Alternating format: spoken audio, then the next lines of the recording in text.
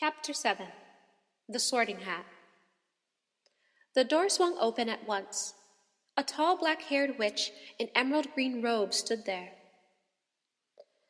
She had a very stern face, and Harry's first thought was that this was not someone to cross.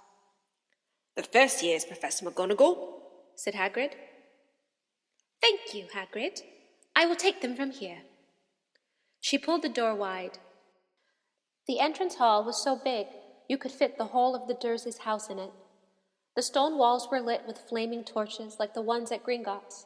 The ceiling was too high to make out, and the magnificent marble staircase facing them led to the upper floors. They followed Professor McGonagall across the flagged stone floor.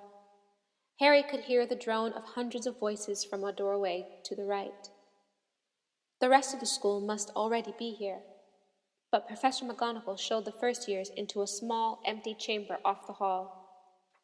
They crowded in, standing rather closer together than they would have usually done, peering about nervously. "Welcome to Hogwarts," said Professor McGonagall. "The start of the term banquet will begin shortly, but before you take your seats in the Great Hall, you will be sorted into houses. The sorting is a very important ceremony because while you are here, your house will be something like your family within Hogwarts. You have classes with the rest of your house, sleep in your house dormitory, and spend free time in your house common room. The 4 houses are called Gryffindor, Hufflepuff, Ravenclaw, and Slytherin. Each house has its own noble history, and each has produced outstanding witches and wizards. While you are at Hogwarts, your triumphs will earn your house points, while any rule-breaking will lose house points. At the end of the year, the house with the most points is awarded the House Cup, a great honor. I hope each of you will be a credit to whichever house becomes yours. The sorting ceremony will take place in a few minutes in front of the rest of the school. I suggest you all smarten yourselves up as much as you can while you're waiting." Her eyes lingered for a moment on Neville's cloak, which was fastened under his left ear, and on Ron's smudged nose. Harry nervously tried to flatten his hair. "I shall return when we are ready for you," said Professor McGonagall. "Please wait quietly." She left the chamber. Harry swallowed. "How exactly do they sort us into houses?" he asked Ron. "Some sort of test, I think. Fred said it hurts a lot, but I think he was joking." Harry's heart gave a horrible jolt. A test? In front of the whole school? But he didn't know any magic yet. What on earth would he have to do? He hadn't expected something like this the moment they arrived. He looked around anxiously and saw that everyone else looked terrified too. No one was talking much except Hermione Granger, who was whispering very fast about all the spells she'd learned and wondering which one she'll need.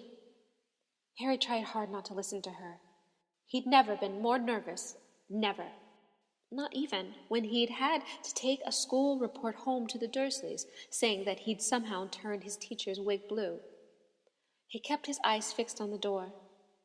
Any second now, Professor McGonagall would come back and lead him into his doom. Then something happened that made him jump about a foot in the air. Several people behind him screamed. "What the?" he gasped. So did people around him. About 20 ghosts had just streamed through the back wall, pearly white and slightly transparent.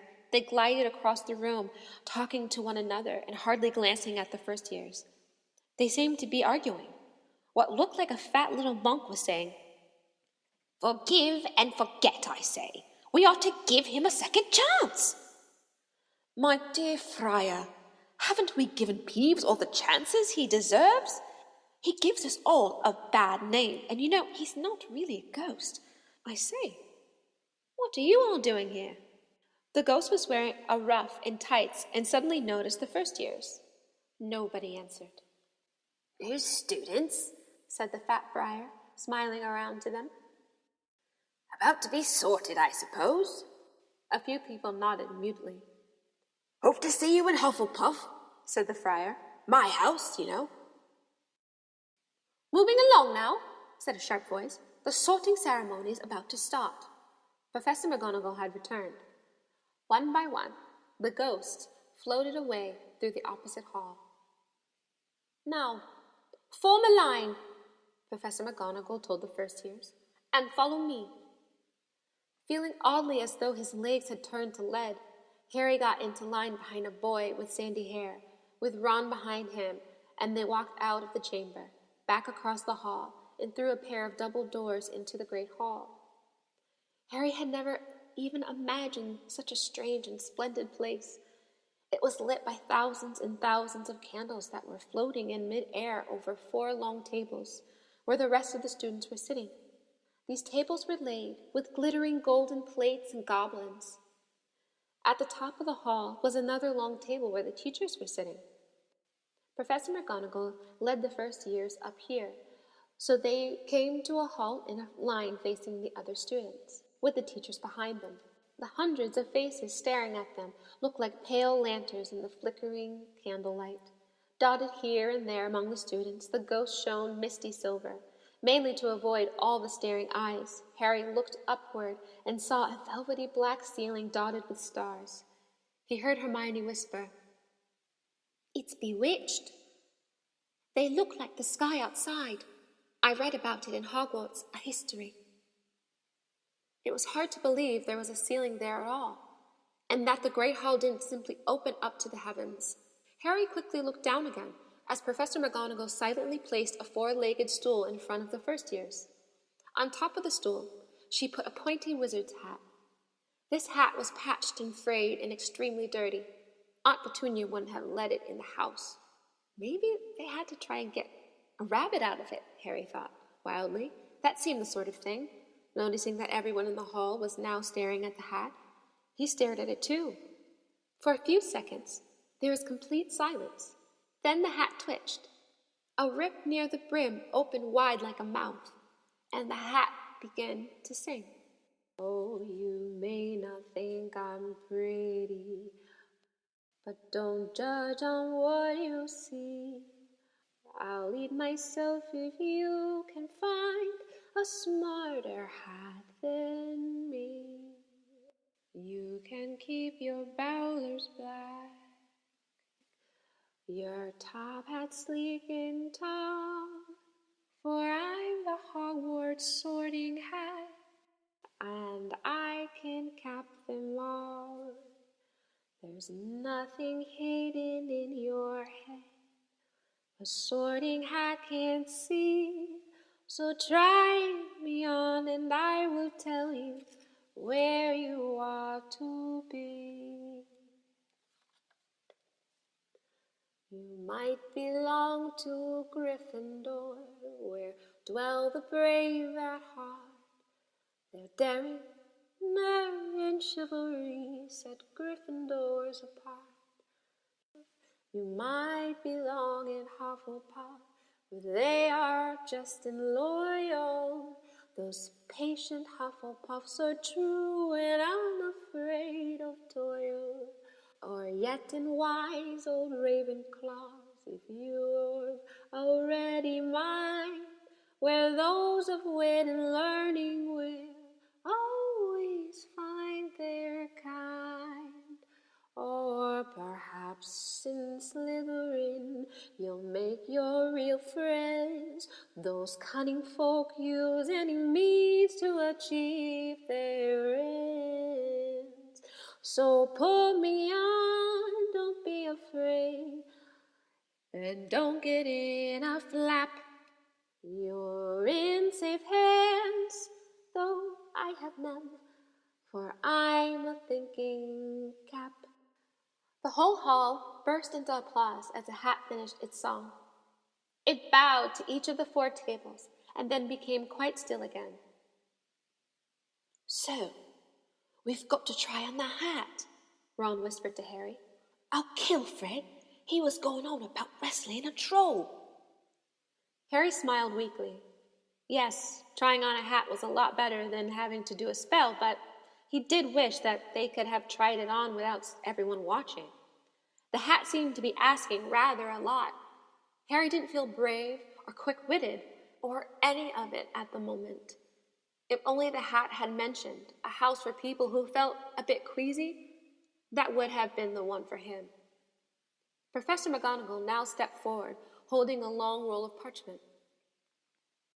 When I call your name, you will put on the hat and sit on the stool to be sorted, she said. Albert Hannah.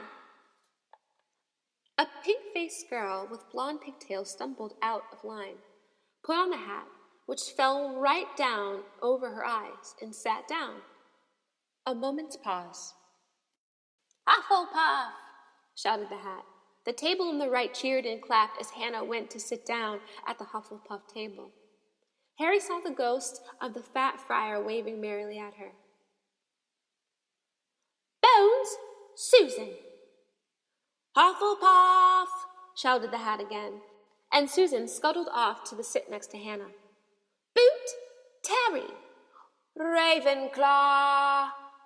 The table second from the left clapped this time. Several Ravenclaws stood up to shake hands with Terry as he joined them. Brocklehurst Mandy went to Ravenclaw too, but Brown Lavender became the first new Gryffindor, and the table on the far left exploded with cheers. Harry could see Ron's twin brothers catcalling. Bulstrode Millicent then became a Slytherin. Perhaps it was Harry's imagination, after all he'd heard about Slytherin, but he thought they looked like an unpleasant lot. He was starting to feel definitely sick now. He remembered being picked for teams during gym at his old school. He had always been the last to be chosen, not because he was no good, but because no one wanted Dudley to think they liked him. Fitch Fitchley, Justin! Hufflepuff! Sometimes, Harry noticed, the hat shouted out the house at once, but at others, it took a little while to decide.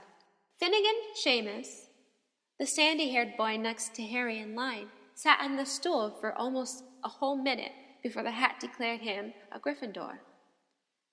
Granger, Hermione! Hermione almost ran to the stool and jammed the hat eagerly on her head. Gryffindor! Shouted the hat. Ron groaned. A horrible thought struck Harry, as horrible thoughts always do when you're very nervous. What if he wasn't chosen at all? What if he just sat there with the hat over his eyes for ages until Professor McGonagall jerked it off his head and said there had obviously been a mistake and he'd better get back on the train? While Neville Longbottom, the boy who kept losing his toad, was called, he fell over on his way to the stool. The hat took a long time to decide with Neville. When it finally shouted, Gryffindor! Neville ran off still wearing it, and had to jog back amid gales of laughter to give it back to MacDougall Morag. Malfoy swaggered forward when his name was called, and got his wish at once. The hat had barely touched his head when it screamed, Slytherin! Malfoy went to join his friends, Crabbe and Goyle, looking pleased with himself. Moon, Knot, Parkinson, then a pair of twin girls, Patil and Patil, then Perks, Sally Ann, and then at last, Potter, Harry. As Harry stepped forward, whispers suddenly broke out like little hissing fires all over the hall. Potter? Did she say Potter? The Harry Potter? The last thing Harry saw before the hat dropped over his eyes was the hall full of people craning to get a good look at him. Next second, he was looking at the black inside of the hat. He waited. Said a little voice in his ear. Difficult. Very difficult. Plenty of courage, I see. Not a bad mind either. There's talent. Oh, my goodness, yes. And a nice thirst to prove yourself. Now, that's interesting. So, where shall I put you? Harry gripped the edges of the stool and thought, not Slytherin, not Slytherin. Not Slytherin, eh? Said the small voice. Are you sure? You could be great, you know. It's all here in your head, and Slytherin will help you on the way to greatness. No doubt about that, no? No? Well, if you're sure, that'll be Gryffindor! Harry heard the hat shout the last word to the whole hall. He took off the hat and walked shakily towards the Gryffindor table. He was so relieved to have been chosen and not put in Slytherin, he hardly noticed that he was getting the loudest cheer yet. Percy the prefect got up and shook hands vigorously, while the Weasley twins yelled, "We got Potter! We got Potter!" Harry sat down opposite the ghost in the ruff he'd seen earlier. The ghost patted his arm, giving Harry the sudden, horrible feeling he'd just plunged it into a bucket of ice-cold water. He could see the high table properly now. At the end nearest him sat Hagrid, who caught his eye and gave him the thumbs up. Harry grinned back, and there, in the center of the high table, and a large gold chair, sat Albus Dumbledore. Harry recognized him at once from the card he had gotten out of the chocolate frog on the train. Dumbledore's silver hair was the only thing in the hall that shone as brightly as the ghost's. Harry spotted Professor Quirrell, too, the nervous young man from the Leaky Cauldron. He was looking very particular in a large purple turban. And now there were only 3 people left to be sorted. Thomas Dean, a black boy even taller than Ron, joined Harry at the Gryffindor table. Turpin Lisa became a Ravenclaw, and then it was Ron's turn. He was pale green by now. Harry crossed his fingers under the table, and a second later the hat had shouted, "Gryffindor!" Harry clapped loudly with the rest, as Ron collapsed into the chair next to him. "Well done, Ron, excellent," said Percy Weasley pompously across Harry, as Sabini Blaise was made a Slytherin. Professor McGonagall rolled up her scroll and took the sorting hat away. Harry looked down at his empty gold plate. He had only just realized how hungry he was. The pumpkin pasties seemed ages ago. Albus Dumbledore had gotten to his feet. He was beaming at the students, his arms open wide, as if nothing could have pleased him more than to see them all there. "Welcome," he said. "Welcome to the new year at Hogwarts. Before we begin our banquet, I would like to say a few words. And here they are. Nitwit, Blubber, Oddment, Tweak. Thank you." He sat back down.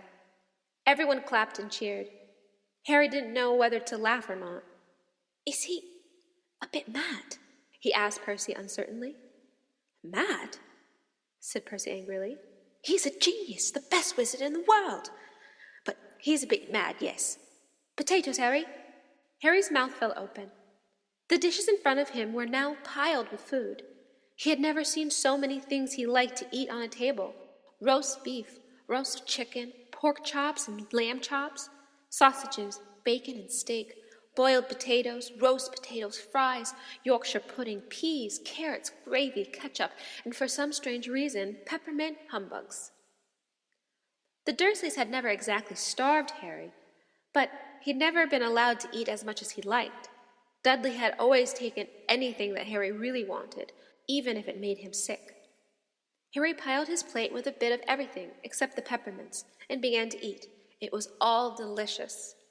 "That does look good," said the ghost in the ruff sadly, watching Harry cut up his meat.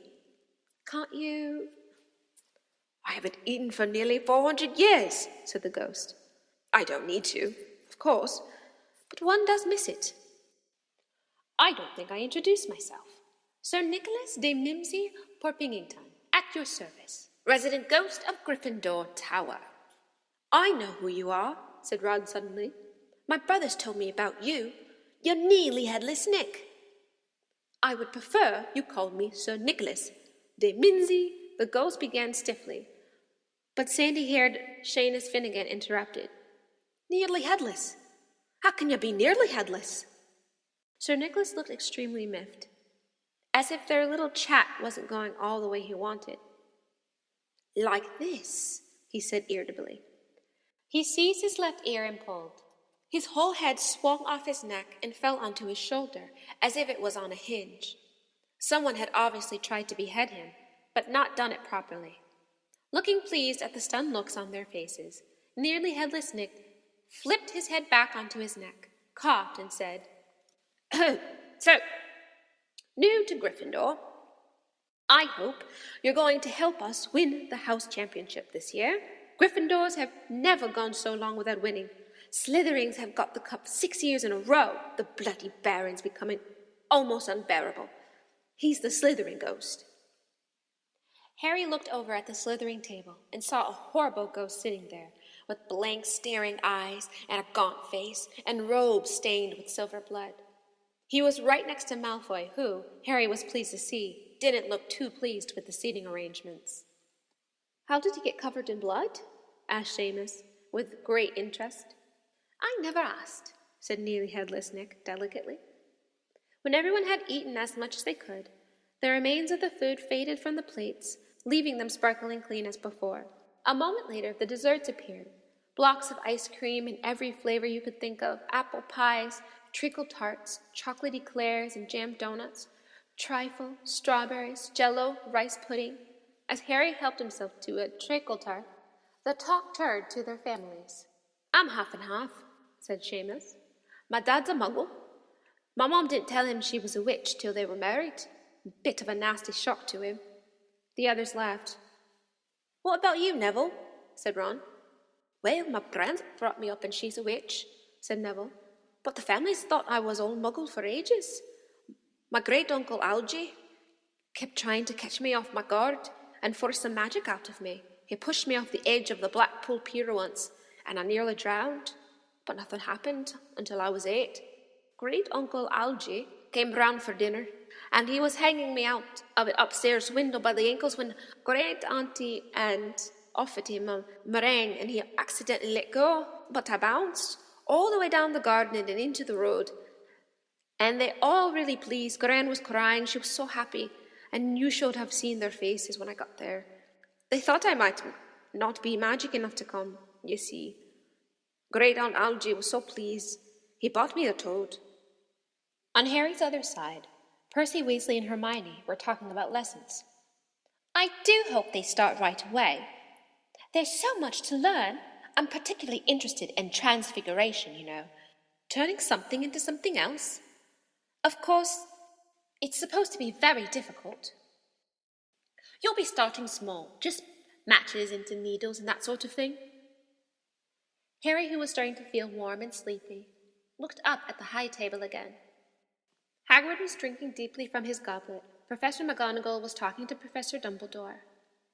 Professor Quill, in his absurd turban, was talking to a teacher with greasy black hair, a hooked nose, and sallow skin.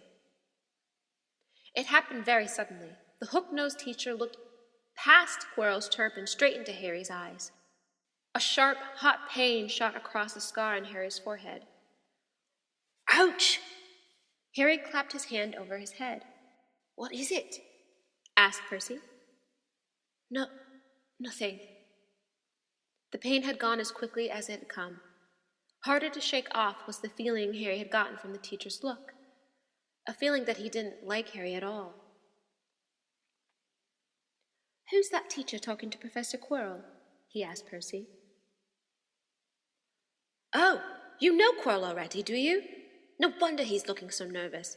That's Professor Snape. He teaches potions, but he doesn't want to. Everyone knows he's after Quirrell's job. Knows an awful lot about dark arts, Snape."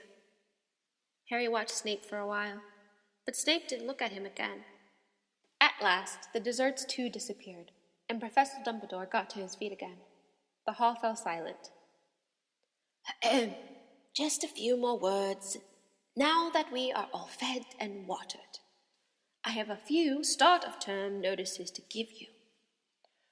First years should note that the forest on the grounds is forbidden to all pupils. And a few of our older students would do well to remember that as well." Dumbledore's twinkling eyes flashed in the direction of the Weasley twins. "I have also been asked by Mr. Fletch, the caretaker, to remind you all that no magic should be used between classes in the corridor. Quidditch trials will be held in the second week of the term. Anyone interested in playing for their house's teams should contact Madam Hooch. And finally, I must tell you that this year The third-floor corridor on the right-hand side is out of bounds to everyone who does not wish to die a very painful death. Harry laughed, but he was one of the few who did. "He's not serious," he muttered to Percy. "Must be," said Percy, frowning at Dumbledore. "It's odd, because he usually gives us a reason why we're not allowed to go somewhere. The forest full of dangerous beasts, everyone knows that. I do think he might have told us prefix at least. And now, before we go to bed, let us sing the school song," cried Dumbledore. Harry noticed that the other teachers' smiles had become rather fixed. Dumbledore gave his wand a little click, as if he was trying to get a fly off the end, and a long golden ribbon flew out of it, which rose high above the tables and twisted itself snake-like into words. "Everyone, pick your favorite tune," said Dumbledore, "and off we go." And the school bellowed. Hogwarts, Hogwarts, Hoggy-Warty Hogwarts, teach us something, please, whether we be old and pock or young with scabby knees. Our heads could do with filling with some interesting stuff, for now they're bare and full of their dead flies and bits of fluff. So teach us things worth knowing, bring back what we forgot. Just do your best, we'll do the rest, and learn until our brains all rot. Everybody finished the song at different times. At last, only the Weasley twins were left singing along to a very slow funeral march. Dumbledore conducted their last few lines with his wand, and when they had finished, he was the one who clapped loudest. "Ah, music," he said, wiping his eyes. "A magic beyond all we do here. And now, bedtime. Off you trot." The Gryffindor first-years followed Percy through the chattering crowds, out of the great hall and up the marble staircase. Harry's legs were like lead again, but only because he was so tired and full of food. He was too sleepy even to be surprised that the people in the portraits along the corridors whispered and pointed as they passed, or that twice Percy led them through doorways hidden behind sliding panels and hanging tapestries. They climbed more staircases, yawning and dragging their feet, and Harry was just wondering how much further they had to go when they came to a sudden halt. A bundle of walking sticks was floating in mid-air ahead of them, and as Percy took a step towards them, they started throwing themselves at him. "Peeves," Percy whispered at the first-years. "A poltergeist." He raised his voice. "Peeves, show yourself." A loud, rude sound, like the air being let out of a balloon, answered. "Do you want me to go to the bloody Baron?" There was a pop, and a little man with wicked dark eyes with a wide mouth appeared, floating cross-legged in the air, clutching the walking sticks. "Ooh," he said with an evil cackle. "Ickle thirsties! What fun!" He swooped suddenly at them. They all ducked. "Go away, Peeves, or the Baron hear about this. I mean it," barked Percy. Peeves stuck out his tongue and vanished, dropped the walking sticks on Neville's head. They heard him zooming away, rattling coats of armor as he passed. "You want to watch out for Peeves," said Percy as they set off. "The bloody Baron's the only one who can control him. He wouldn't even listen to us prefects. Here we are." At the very end of the corridor hung a portrait of a very fat woman in a pink silk dress. "Password," she said. "Cupid Draconis," said Percy. The portrait swung forward to reveal a round hole in the wall. They all scrambled through it. Neville needed a leg up, and found themselves in the Gryffindor common room, a cozy, round room full of squishy armchairs. Percy directed the girls through one door to their dormitory, and the boys through another.